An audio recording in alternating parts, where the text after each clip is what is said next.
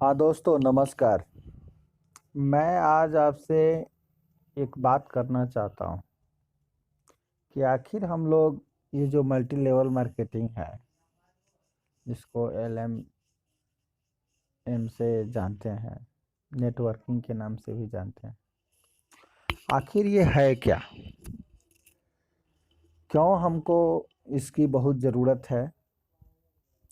क्यों हमें एक दूसरे को सपोर्ट करना चाहिए? एक छोटी सी कहानी हमारे दिमाग में आती है कि एक राजा था। वह हमेशा लोगों पर अत्याचार करता था और उसका कहना यह था कि गरीब यदि अमीर हो जाएंगे, उनको कमाने के लिए हम उपाय बता देंगे, अपनी बुद्धि समझा देंगे, तो फिर वह हमारी सेवा नहीं कर पाएगा। इसके लिए वह कुछ इस तरह का हमेशा चाल चला करता था कि लोग अपने अपने में ही परेशान रहे, वह अपने में ही परेशान रहें, वह अपने में ही इस तरह से उलझा रहे कि वह दूसरे बातों पर कभी गौर ही न करे और हमसे ही पैसा लेकर के, हमसे ही कर्ज लेकर के वह अपना जीवन यापन करें और वह और उसका पूरा फैमिली और उसके आने वाली पीढ़ियां सिर्फ उसी पर गौर करे कि राजा ही हमारे भगवान है और राजा ही हमारे सब कुछ है। उसमें से एक लड़का कुछ समझदार हुआ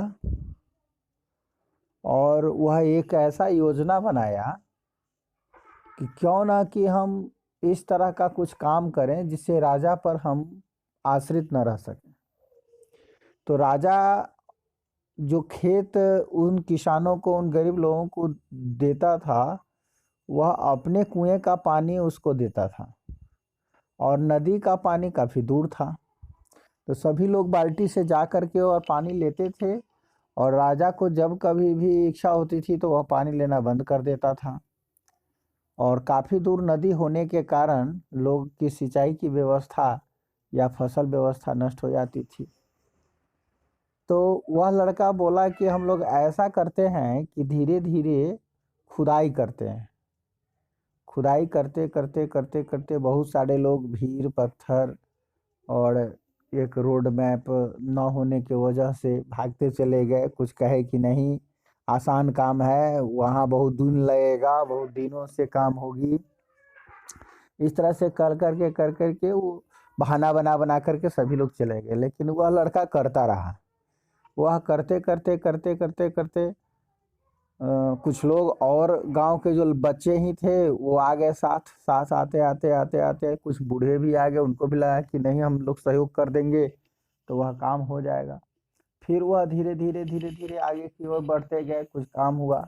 फिर लोगों को यह बात धीरे धीरे समझ में आने लगे कि शायद अस्थायी रूप से जो काम किया जाएगा तो उससे हम काफ़ी दिनों तक फायदा उठा सकते हैं और काफ़ी दिनों तक हमारी पानी और सिंचाई की व्यवस्था खत्म हो जाएगी। या हो सकता है कि राजा के पर जो हम आश्रित हैं, वो राजा पर हम आश्रित न रह सकें।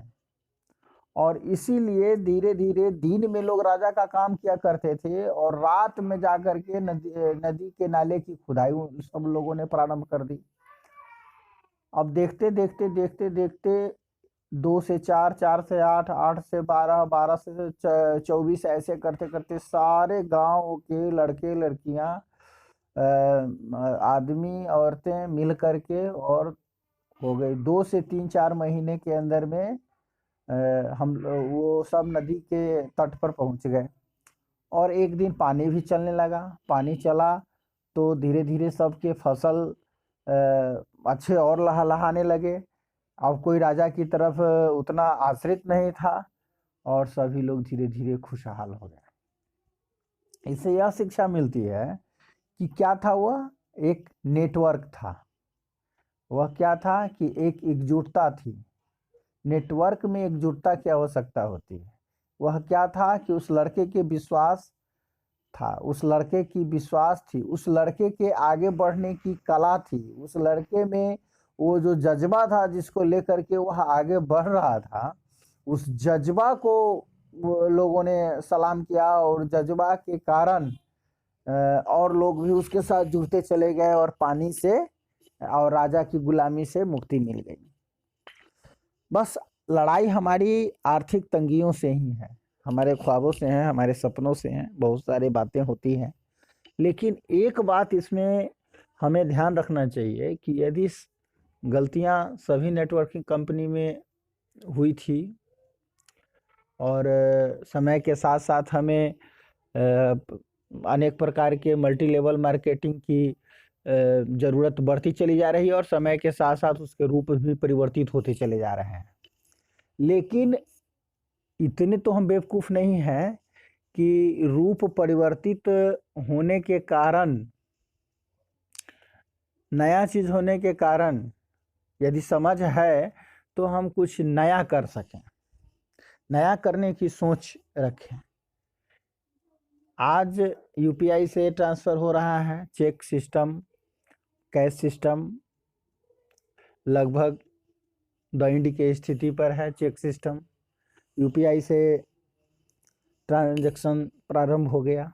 आने वाले समय में बहुत जगह पहले ये वस्तु टू वस्तु विनिमय प्रणाली थी, उसके बाद में सोने से परिवर्तन होना शुरू हो गया, उसके बाद में आसानी के लिए हम रुपया पैसा से ट्रांजैक्शन शुरू कर दिए, सरकार ने उसको उसकी मान्यता दे दी एक कागज़ को अपना सपोर्ट करके। उसी प्रकार क्रिप्टो नए भविष्य का, नए वर्चुअल, जब हम इंटरनेट की दुनिया में सारा काम करते हैं तो फिर हम इस वर्चुअल मार्केटिंग से क्यों भागते हैं? नेट बैंकिंग के द्वारा बैंक हो, हॉस्पिटल हो, पूरी दुनिया, यहाँ का इलाज अमेरिका, अमेरिका के इलाज यहाँ, विश्व के किसी कोने में हम बात कर सकते हैं। तो फिर हम नए ज़माने के इस सिस्टम को नकारने के लिए क्यों तैयार हैं? क्रिप्टो से क्यों भाग रहे हैं? क्रिप्टो को क्यों हम लोग बैकफुट पर रखना चाहते हैं? लेकिन वो बैकफुट पर तो रहने वाला है नहीं। आप लोगों ने देखा भी होगा कि वर्तमान में भारत सरकार ही नहीं, बहुत सारे देशों ने क्रिप्टो के प्रति अपनी सकारात्मक सोच को और पुख्ता किया है। लोगों सरकार उसी को, एक बात हमेशा याद रखिएगा कि सरकार उसी का सपोर्ट करती है जिसमें जनता का रुचि अधिक होता है। जब जनता चाह रही है, उद्योग जगत चाह रहा है कि क्रिप्टो से काम करने में हमको आसानी होगी, वर्ल्ड मार्केटिंग है, वर्ल्ड लेवल सिस्टम में हमको जाना ही होगा, और जिस प्रकार हम किसी भी व्यापारिक क्षेत्र को बांध के नहीं रख सकते हैं, तो फिर लोगों की कमाई एक किसी रुपया पैसा में कैसे बांध के रख सकते हैं? इसको भी हम एक ऐसे सिस्टम में हमको डालना ही होगा जिसके कारण आदमी को आसानी हो। हाँ, मैं ये बात हमेशा ध्यान रखनी चाहिए कि यदि देश का करेंसी है तो उसका सम्मान एक अलग है। हमारा जो एसेट्स है ये क्रिप्टो, वो एक अलग मैटर है, अलग एक प्रक्रिया है, अलग एक चलन है। इसे हमें जो चाहते हैं इस सिस्टम में रहना, उनके लिए यह समझ के लायक भी है और मार्केट भी है, और उसके कारण वह रेट बढ़ता और घटता है तो उसको बर्दाश्त वो कर सकते हैं या अपने फ़ायदे का प्रयोग कर सकते हैं।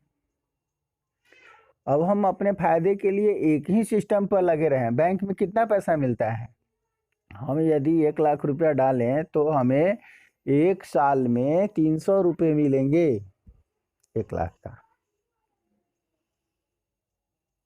3%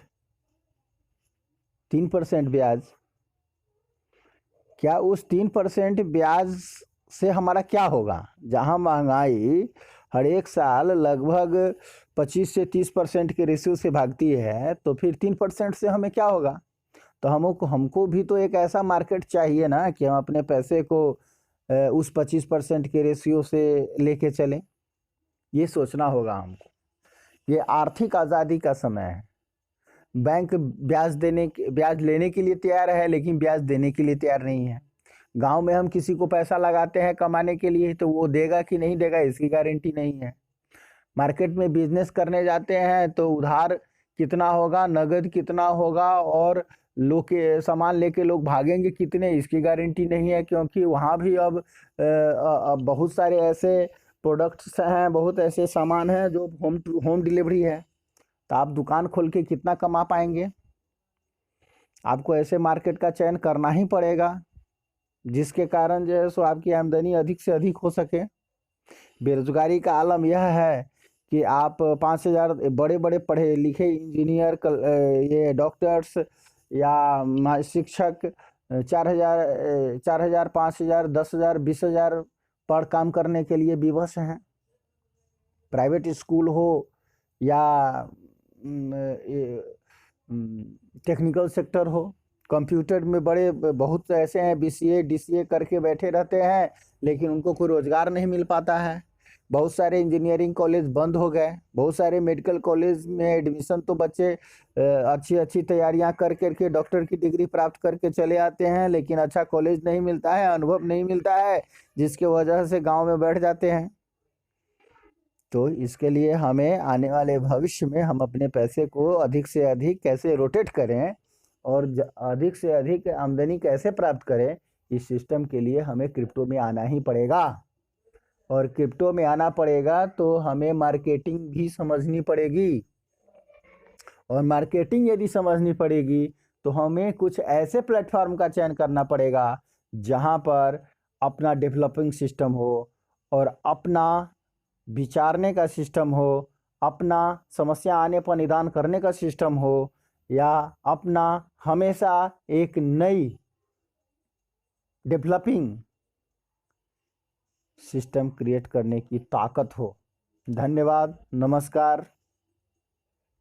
फिर हम आगे आपसे बात करेंगे नई कोई हम बिजनेस को करें तो क्यों करें और करना हमारे लिए कितना आवश्यक है, इस बिंदु पर। धन्यवाद, जय हिंद।